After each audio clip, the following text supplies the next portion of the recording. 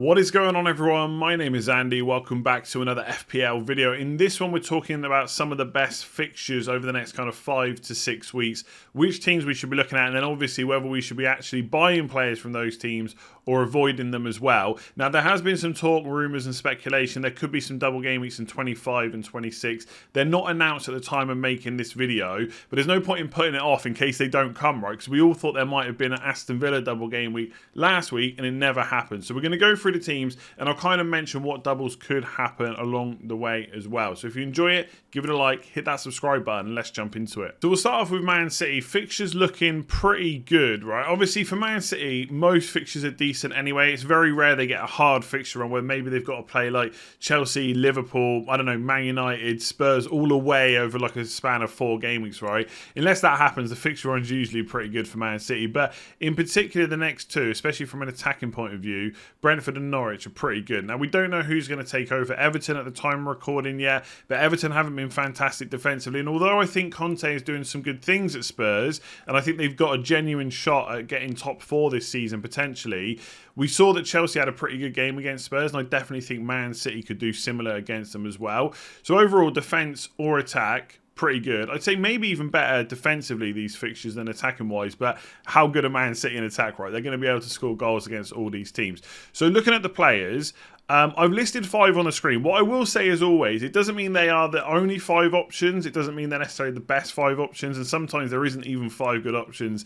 So you sometimes put like a goalkeeper on. I think Ederson at 6.1 million is probably a little bit expensive right now because Man City do not have any fixtures to rearrange. That's not to say that they will never have double game weeks this season. They almost certainly will, because they'll be one of those teams that goes far in the cup competitions, and later on they'll have double game weeks, but that could be weeks and weeks and weeks away, right? Like way past game week 30. So right now they've got no fixtures to rearrange. You can get keepers like Lloris or De Gea, who are all cheaper than Ederson, that have got fixtures to rearrange that you probably want to go for instead, right? Cancelo's pretty much like, I say almost must have. Like he's, even at 7.1 million, if he wasn't completely nailed, we'd probably still be having conversations about whether we have to own him because when he plays, he's so good. But he is nailed, right? I still don't think, I'm just going to double check because I've not checked before recording. Yeah, he's only missed 1 game in the league so far, which was the Leeds game. I can't remember if he was injured or not in that, but that's literally it, right? So Cancelo, even at 7.1 million, is a really, really good option. I think right now, if I was choosing to triple up on Man City, and I do think we can start thinking about tripling up on teams again, I do think the amount of postponements are going to reduce going forward, then I think I'd go for double defence over double attack. I really like De Bruyne, and right now, without Salah around, he's a good option. But Salah could be back for game week 24, and I'd say it's more likely that he's back than not. And if you can afford Salah and De Bruyne and have the rest of the squad you want, then fair enough, right? I do think De Bruyne is a good option, and you could still double up on defence if you wanted to, or you could go De Bruyne and Foden. But I think at 12.2 million, it is quite expensive to carry him when you're also trying to fit Salah in as well. Again, no rearranged fixtures or anything like that. You're always likely to captain Salah over De Bruyne at most fixtures as well. So he's a difficult player to kind of bring in, I think, right now. I'm not saying he's bad. I think if you've got space, fair enough, but I wouldn't be actively looking to make room to bring De Bruyne in. I actually think Foden is still a better option. I mean, if you look at the underlying numbers so far per 90 minutes this season, Foden at 0.78, we know he usually plays in that front 3 over as the number 9 or off the left, is a bit higher than De Bruyne, and we know how good De Bruyne can be, but Foden is also excellent. I know people, like, I think with players like Foden and Jota, people's expectations are too high. They're expecting like double-digit hauls every single week. Foden will tick over as long as he's getting minutes. The only thing to say about Man City in general, when we get to February, which is the next deadline, Champions League is going to start back up again. And they've not won the league, but they have got a pretty good lead already. And we might see them rotate a little bit more in the Premier League. Maybe not right now, but as the weeks go on and the league kind of progresses further and further, right? If Liverpool drop points or something like that, we could see a bit of rotation in the league. The only thing I would say about that is in previous seasons, sometimes the rotation has been so obvious, it's actually been really easy to see who's going to play in the league. Like one player plays in the Champions League, then they get rested in the Premier League. So we'll have to keep an eye out for patterns, but I don't think we need to worry about that just yet. So for me, I think if you're going for Man City, I still think Foden's just such good value. I would have him as long as you can fit him in. De Bruyne if you can afford it. Cancelo, and then you're choosing one more. I actually don't think it's worth going for Diaz over Laporte at this point, right? If you look at the prices, Laporte is 5.7 million and Diaz is 6.3. It's a 0.6 million difference. And Laporte is like starting all the time. I think him being left-footed is really important to Pep Guardiola. So that allows Cancelo to play on the left if needed. And we know that Cancelo is obviously nailed and Walker will start most games as well. So Laporte gives him a left-footed player on the left side. So I think I just don't think I would go for Diaz at the moment. I don't think it's like last season where he's going to play every single game. And even if Laporte gets rotated a little bit, well, so is Diaz anyway, and you save 0.6. And I think Laporte is probably better in the box as well. So Man City looking good right now. I've got Foden and Cancelo. I'm probably going to add a third at some point, although there could be a different defender we go for, which I'll talk about in a minute. And I think I'd go for Laporte at the moment and double on the defence. All right, let's move on to Aston Villa, because I think one of the big questions this week, which I'm sure I'm going to get asked in the game week preview much closer to the deadline, is if I'm bringing in a defender this week, should I go for Laporte or should I go for Luca Dean? So we're going to talk about him. I think in general, Aston Villa defence is okay, and I think Gerrard has improved it a bit. And I have even seen rumours, I don't know if it's probably just a Twitter rumour, that they're maybe looking to try and get Basuma as well, which we've just been saying. I don't know if they would get a player like Basuma in January, to be honest. But I do think Basuma is probably destined for bigger things. Whether that's Aston Villa, I'll let you decide. But Villa's starting to become quite an exciting team, I think, right? So overall, fixtures looking pretty good. The next three in particular for attacking returns look decent, right? Leeds, Newcastle, Watford, all three are bad defences. We know that Watford are going to get a new manager. Again, at the time recording, it's not confirmed, but it looks pretty obvious, to be honest, at this point. It's going to be Roy Hodgson. And we know he can be defensive, right? We've seen it in the past, although his kind of final spell at Crystal Palace defence was pretty porous. So I'm not sure if he can make Watford this great defensive team straight away. So I do think the next three are looking good. And overall, like Brighton and Southampton they're not that difficult in terms of defensive returns, I would say. So overall, I think you can definitely target defence and attack for Villa. How many players you go for? I mean, that depends when their double game weeks get announced. So I don't know if they're coming up anytime soon. And we should definitely not fall into, I think trap is the wrong word, but because they have fixtures to rearrange, right? If I just I don't know if I can show you the fixtures. It doesn't scroll down, annoyingly, but they've got Burnley and Leeds to rearrange, right? But that doesn't mean they're going to happen straight away. So we shouldn't just buy players that have got fixtures to rearrange. But obviously, if we get news that they're going to play those doubles soon, then we should look at them. So right now, if you're asking me whether to go for Laporte or Luca Dean, it's really tough. Obviously, Luca Dean is cheaper, 0.6 million. Arguably got better fixtures, but Man City are obviously a better team, right? You'd expect them to get defensive returns against nearly anyone. So I don't know who I would go for right now. I'd almost say let's go back to four at the back and go for Luca Dean and Laporte, as well as Cancelo and Trent. I think Luca Dean is more attacking, and I think Laporte's probably going to get more defensive returns. And I think while Villa have got decent fixtures, and while he's only 5.1 million and he is a bit cheaper, right now I'd maybe go Luca Dean, but I could see myself getting to the deadline in 2 weeks' time and buying Laporte. So it is pretty close. I don't think you're really making a wrong decision, whichever one you go for. I do like Martinez at 5.5 million. I think he's okay, but again, I think I'd rather, you're probably not going to double up on Villa defence necessarily. So I think I'd rather have Luca Dean and like De Gea than Martinez and Dalot. I know you probably save a little bit of money that way around, but I just think Luca Dean is probably more nailed than Dalot to a certain extent. We'll come on to him again in a minute. And then you've got the attackers. Now, some Villa fans have said to me they don't necessarily think that Watkins is 100% nailed on to start every single game, especially if they keep playing just one striker with like Coutinho and Buendia behind. Obviously, Watkins can play there, but Danny Ings could play there as the sole striker as well. Maybe, I think Danny Ings has got like a little bit more of an instinct for scoring goals, like to just take the shot, whereas Watkins is more, like he is a good striker, but he's more, like he'll do more work for the team, I would say. So it depends, I guess, what kind of team they're playing against. Against the likes of Leeds and Newcastle, Watford, they might just want someone like Danny Ings. I don't know. I still think Watkins is mostly nailed. But Villa fans, let me know what you think in the comments below. So for 7.7 million, I mean, there's obviously only 3 forward spots. I think right now Antonio's fixtures are so good. They don't have another striker to play, so he looks pretty good as long as he doesn't get injured over the break. I think Calvert-Lewin is still someone I'd look at. And then it's like that third spot is kind of up for grabs if you're not going to hold Ronaldo for too much longer. So Watkins could be the one. But again, he doesn't have double game week soon. I don't think he's kind of that exciting really, especially if Ings is going to be a problem. So then it comes down to midfielders. I think Buendia's looking better now, and obviously he's getting minutes. I think at 6.2 million he's decent. I still worry a little bit about Coutinho's expected minutes, right, basically, because I don't know how often he's going to play 90 minutes. But I do think Gerrard's going to try and get him to be playing every single week, right? They don't have like Europe or anything like that to worry about. So I think either of those could be good, but it all comes down to what your team structure is like now and how many of these players you can fit in. Like, we again, just list off some midfielders. Spoken about Foden already, he's decent. Salah's obviously coming back. Jota could still be an option. Rafinha as well. That's already 4 midfielders without thinking about anyone else. And that's only, and then you haven't really got space for a Villa one unless you're playing 3-5-2 or something like that, which is perfectly fine. So right now between Buendia and Coutinho, again, it's pretty tricky, like the Laporte and Luka Dean one. I think Coutinho is more likely to score you a goal than Buendia is when he plays, but Buendia might be better for minutes right now.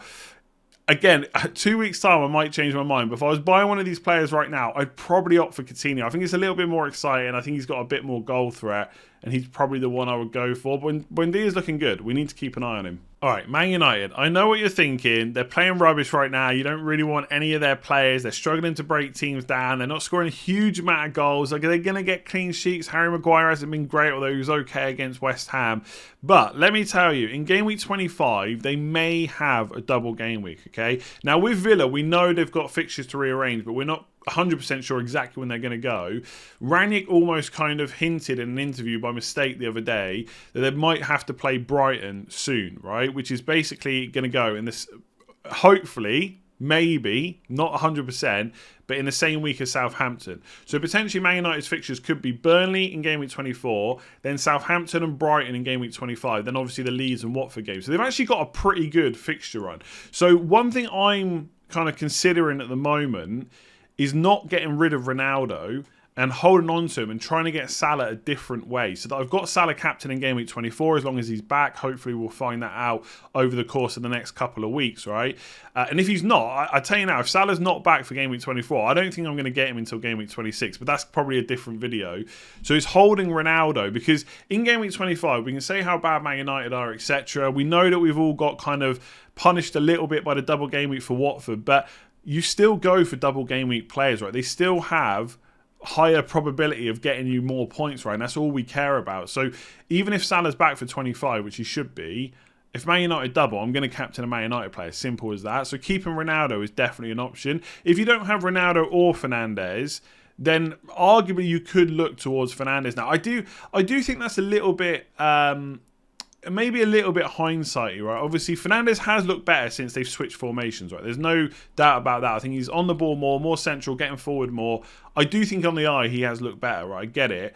But I don't think we should just discount Ronaldo completely, especially he's on penalty. So if you've got Ronaldo, obviously you've got 2 weeks to wait anyway, and hopefully we'll get the double announcements before then. I would just hold on to him just for now to see if he gets that double in 25, right?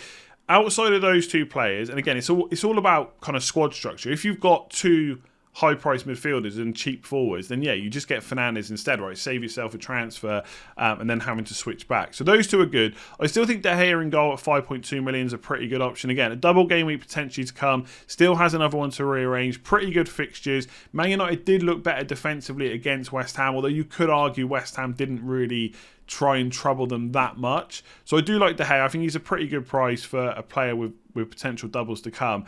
Elsewhere, I don't know if there's any other attackers I would go for. I just think Greenwood has been playing a lot, right? If we come on to Man United, if I get rid of Aston Villa for a second, maybe a little bit under the radar, but Greenwood has now started 5 games in a row where he's kind of... I mean, against Wolves, he didn't quite play 60 minutes, but decent enough. But I just think, is Rashford, who's just scored twice, coming off the bench in 2 games in a row, going to keep not starting? Is Sancho, 72 odd million, who we know Ranić before has kind of praised and stuff before he came to Man United, before Sancho was even at Man United? Are these players going to stay on the bench all the time now they've switched to this formation?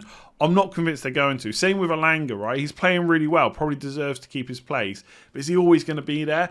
That kind of worry, and the fact that I'm not quite sure myself, probably means that I shouldn't be looking to buy any of those players. If they've got a double game week, given their price, like Greenwood's only obviously 7.2 million, then yeah, potentially you could look to maybe double up alongside Fernandes and Ronaldo, and just because obviously Greenwood for 7.2, that's a slot that you could then get Coutinho afterwards if you wanted to. You could even keep them for Leeds and Watford, right? It's not taking up too much of your budget, but I wouldn't have them instead of one of the big hitters like Fernandes and Ronaldo.